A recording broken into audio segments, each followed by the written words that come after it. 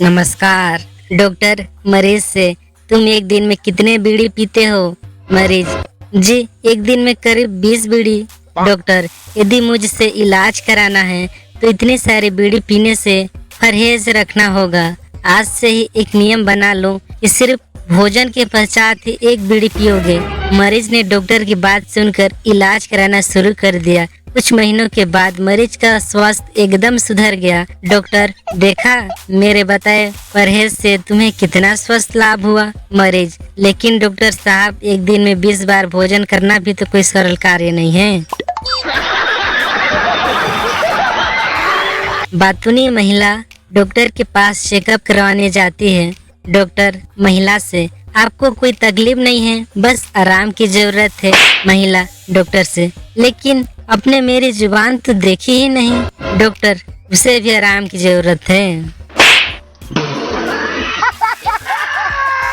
एक बार एक बुजुर्ग महिला जो कि कब्ज की समस्या से पीड़ित होती है, चिकित्सालय के पास अपने परीक्षण के लिए जाती है। चिकित्सालय के पास पहुंचकर वह कहती है, डॉक्टर साहब, मैं बहुत परेशान हूं क्योंकि मुझे पिछले 1 हफ्ते से कब्ज की समस्या है, जिसकी वजह से मैं पिछले 1 हफ्ते में सोच नहीं कर पा रही हूँ। यह सुन चिकित्सालय पूछता है, क्या आपने इस परेशानी के लिए कुछ किया? बुजुर्ग महिला जवाब देती है, जी हाँ, मैं दिन भर में घंटों शौचालय में बिता रही हूँ। बुजुर्ग महिला की बात सुन चिकित्सालय कहता है, जी मेरा मतलब था कि क्या आप इस दौरान कुछ ले रही हैं? यह सुन बुजुर्ग महिला जवाब देती है, जी हाँ, आजकल मैं शौचालय में पढ़ने के लिए पत्रिका ले रही हूँ।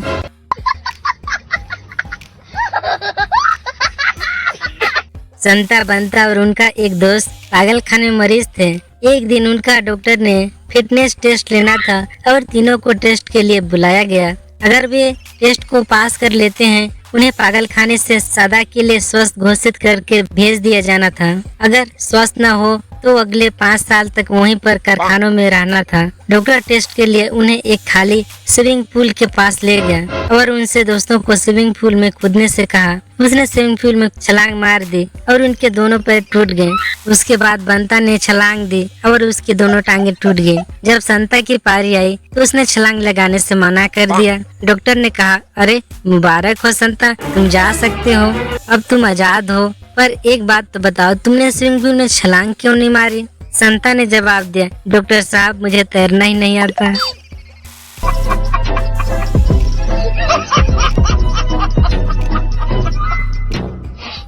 एक डॉक्टर ने क्लिनिक के बाहर मरीजों की भीड़ लगी थी। जब कोई आदमी आगे जाता, उसे लोग पकड़ के पीछे खींच लेते। एक दिन एक आदमी कई बार आगे जाने की कोशिश किया, पर उसे भी लोगों ने पीछे खींच लिया। 5-6 बार पीछे खींचने के बाद वे आदमी चिल्लाया, सालों, लगे रहो लाइन में, मैं आज क्लिनिक नहीं खोलूंगा।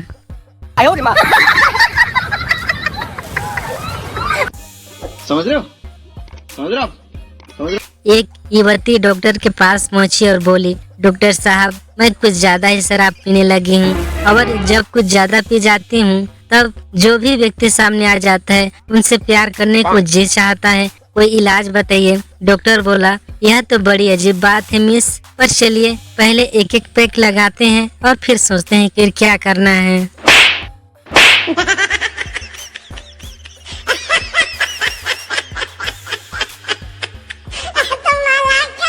भाई मजा आया, और मैं ये जो मजा है हिंदुस्तान के हर व्यक्ति। डॉक्टर पागल से, तुम पागल कैसे हुए?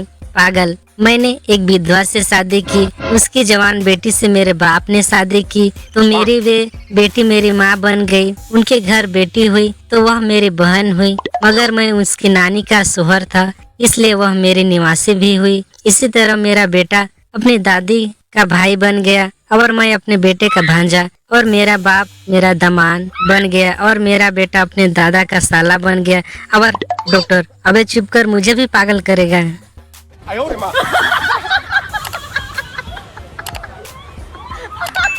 वाह क्या सीन है, वाह क्या सीन है। एक आदमी डॉक्टर के पास गया और डॉक्टर से कहा, डॉक्टर साहब, मुझे लगता है कि मेरी बीवी को सुनने में कुछ समस्या है।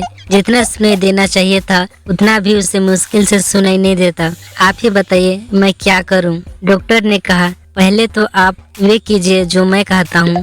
जब आपकी बीबी रसोई में खाना बना रही हैं, तो आप 15 कदम दूर से उनसे कुछ पूछना। अगर वे जवाब ना दें तो थोड़ा पास जाकर फिर से वही प्रश्न पूछना जब तक कि वे जवाब ना दें। वह अपने घर गया। उसने देखा कि उसकी बीबी रसोई में खाना पका रही है। वह कोई 5 कदम दूर खड़ा हो गया। उनसे आवाज लगाई, अरे खाने में क्या बन रहा है? कौन है ये लोग? कहाँ से आते हैं? उसे कोई जवाब सुनाई नहीं दिया। वह थोड़ा सा आगे गया। लगभग 10 कदम से आवाज लगाई। उसने फिर से वही पूछा, फिर भी उसे कोई जवाब सुनाई नहीं दिया। आखिर में वे अपनी पत्नी के बिल्कुल पीछे खड़ा हुआ और उसने फिर वही प्रश्न पूछा, अरे आज खाने में क्या बन रहा है? चौथी बार कह रही हूँ चिकन।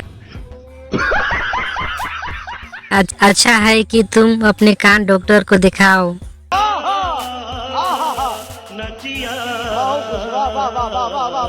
डॉक्टर, मुझे लगता है तुम पूरा 1 महीने बाद यहाँ आए हो। तुमने मेरी बात नहीं मानी, जबकि मैंने तुम्हें कहा था कि जो तुम्हारी बीमारी है उसमें तुम्हें लगातार अपनी जांच करवानी पड़ेगी। क्या तुम्हारे पास कोई बहाना है? रोगी, मैंने तो बस आपकी ही बात मानी है साहब। डॉक्टर, मेरी कौन सी बात मानी है? तुम क्या कह रहे हो? मैंने तो तुम्हें कोई बात नहीं कही थी। रोगी, आपने ही तो कहा था कि जिन लोगों को देखकर चिढ़ हो जाते हो उनसे दूर रहना।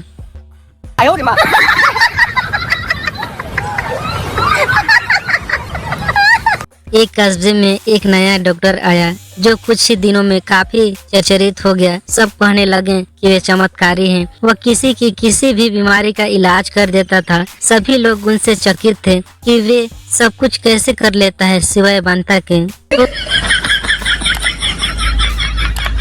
तो एक दिन बंता उस डॉक्टर के पास ये साबित करने गया कि वे कोई चमत्कारी नहीं है। वह अंदर गया और डॉक्टर से कहा कि मैं अपनी स्वाद लेने वाली इंद्र खो चुकी हूँ। मैं कुछ भी चखता हूँ, मुझे उसका स्वाद नहीं आता। डॉक्टर अपने सिर को खुजलाने लगा और अपने मुंह के अंदर बड़बड़ाने लगा, इसे क्या दूं, इसे क्या दूं, और एकदम से कहा, जार नंबर 45। डॉक्टर ने कहा, तुम्हें 45 नंबर वाली जार की जरूरत है। बंता हैरान होकर कहने लगा कि 45 नंबर जार। तभी डॉक्टर कहीं बाहर गया और 5 मिनट बाद हाथ में एक डिब्बा लाया और बंता को उसमें से कुछ निकाल के दिया। बंता ने जैसे ही चखा वैसे ही थूक दिया। छी छी, ये तो टट्टी है, जोर से चिल्लाया। डॉक्टर ने कहा, मैंने तुम्हारी जीभ का स्वाद ठीक कर लिया है। तब बंता बहुत दुखी होकर अपने घर वापस गया।